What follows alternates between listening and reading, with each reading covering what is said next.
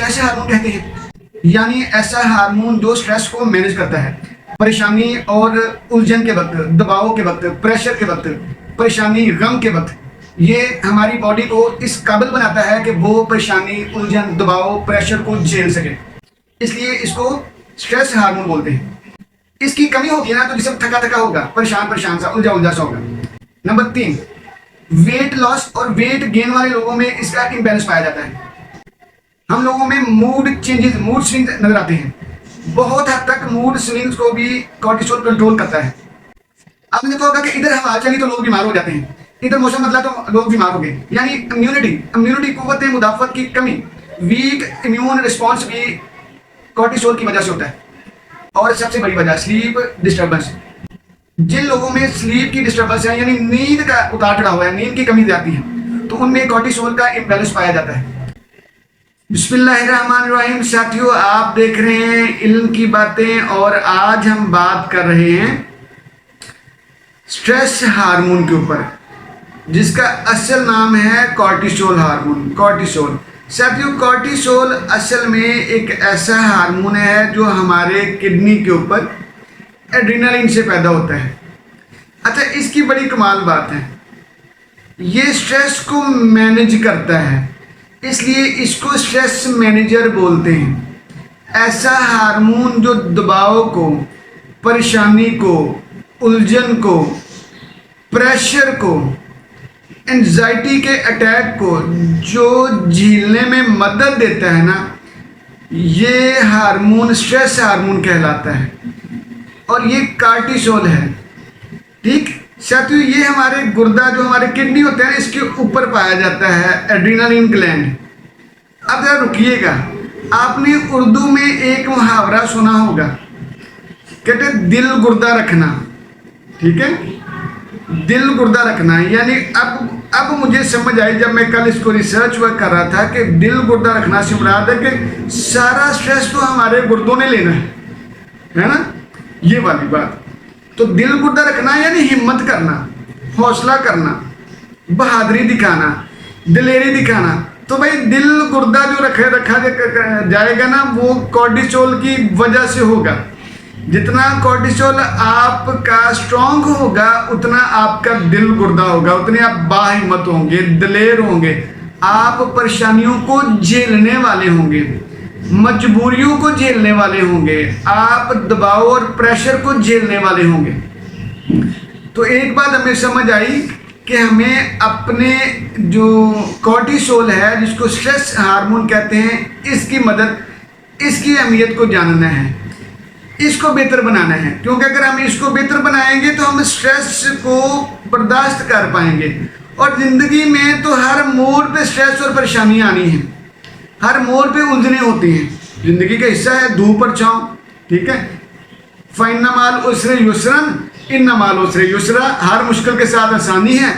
ठीक है, तो पास मुश्किल के साथ आसानी है, तो भाई ये तो टीटम हमने बोला था, ठीक है, शायरी में, ये तो धूप और छाँव साथ साथ चलते रहते हैं। तो इसलिए सबसे ज़रूरी कामों में एक ज़रूरी काम ये भी है कि हमने अपने कॉर्टिसोल के लेवल को बैलेंस रखना है। अब हमारे पास इसको नॉर्मलाइज करने के 5 तरीके हैं। पहला, अगर आपने कॉर्टिसोल को नॉर्मलाइज करना है तो पहला तरीका है मेडिटेशन। साथियों, ये तकरीबन meditation, yoga, deep breathing exercise, ये तो हमारी बॉडी के हर फंक्शन, हर हार्मोन के लिए ज़रूरी है।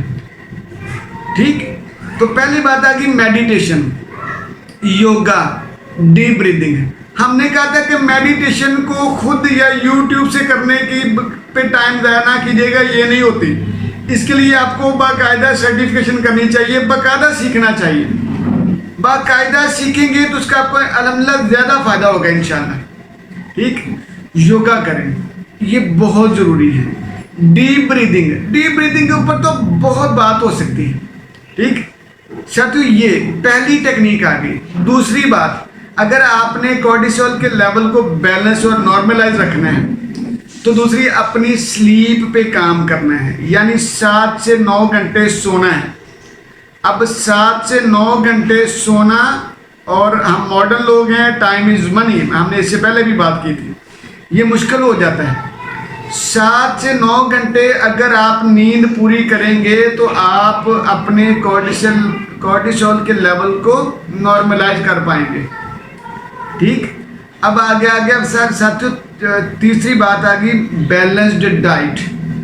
अच्छा, बैलेंस्ड डाइट, हम तो आम सादा से झटके से बंदे हैं, हमें तो जो मिल गया खा लिया। हमने कौन सा डाइट के ऊपर कभी गौर किया होता है?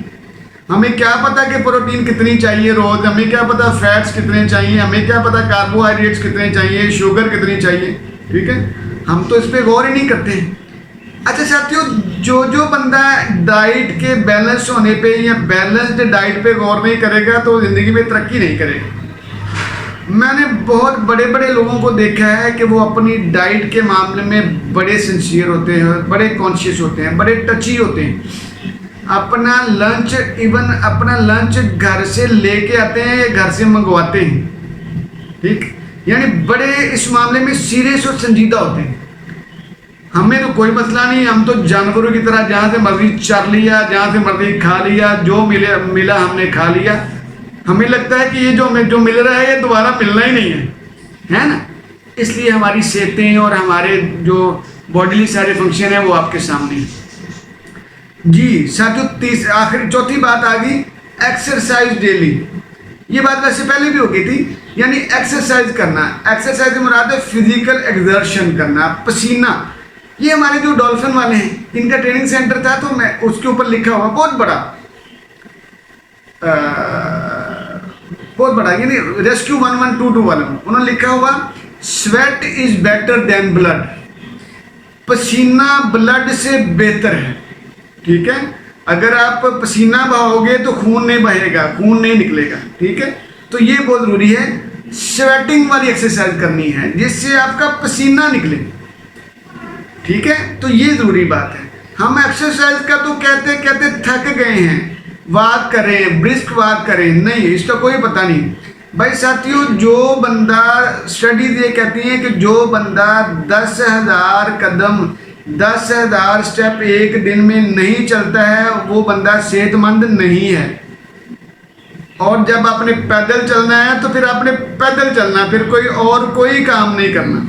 ठीक, कोई और सोचें, कोई और फंक्शन नहीं करना भाई। आधा घंटा दे दें अपनी जात को।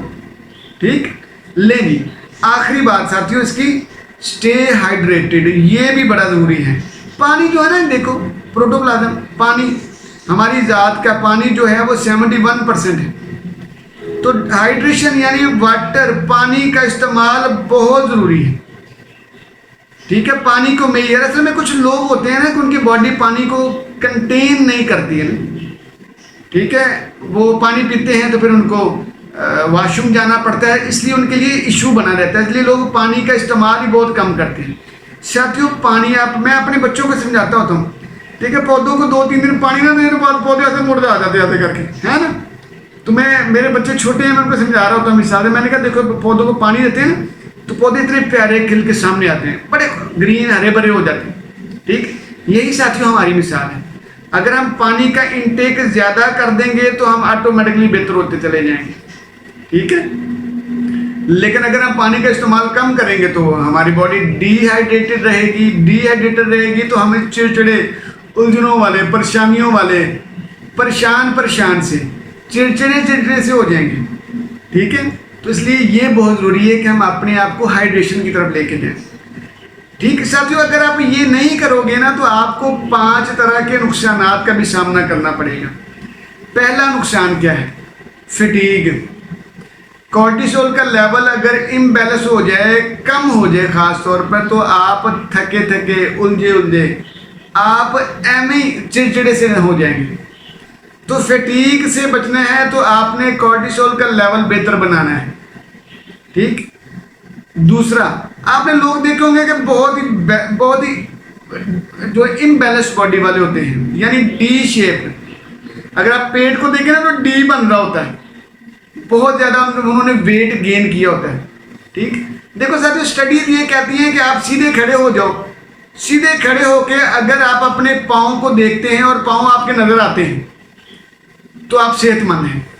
ठीक, लेकिन अगर आपके पाँव नज़र नहीं आते हैं या कम नज़र आते हैं तो इसका मतलब ये है कि आपका लिवर ख़राब होना शुरू हो गया है, ठीक, आप बीमार हैं। तो देखें हमारे लोगों के ना ऐसे डी बना होता है, पेट ऐसे डी शेप बना होता है, तो साथियों इस पे काम करना पड़ता है।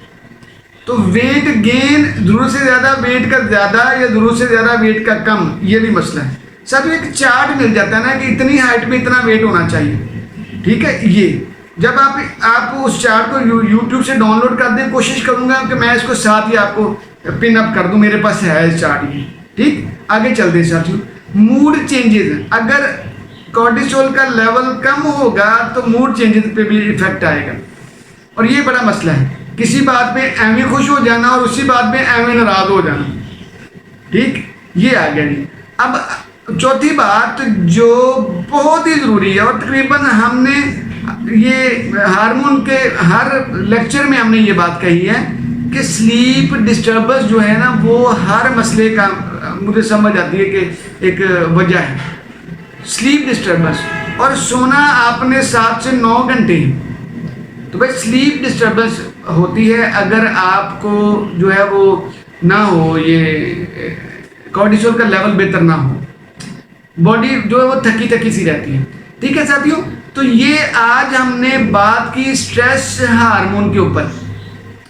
स्ट्रेस हार्मोन साथियों आपको के स्ट्रेस को कंट्रोल करता है या मैनेज करता है, इसको बेहतर बनाना है। अगर आप इसको बैलेंस नहीं करेंगे तो आप यकीन करें स्ट्रेसेस और परेशानियों को बियर नहीं कर पाएंगे। जब प्रेशर ले नहीं पाएंगे तो ज़िंदगी में आगे नहीं बढ़ पाएंगे। ज़िंदगी में बहुत सारे प्रेशर आपको रोज़ लेना पड़ते हैं, रोज़ अपने आप को वो बिल्कुल ऐसे जैसे कि आपने तीरों के सामने अपनी बॉडी को किया होता है, ठीक है।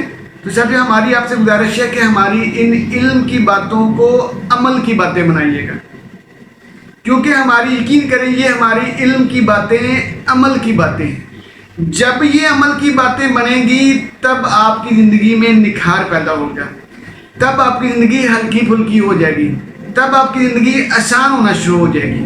और यही हमारा मतमा नज़र है जी। जज़ाकल्लाह जी।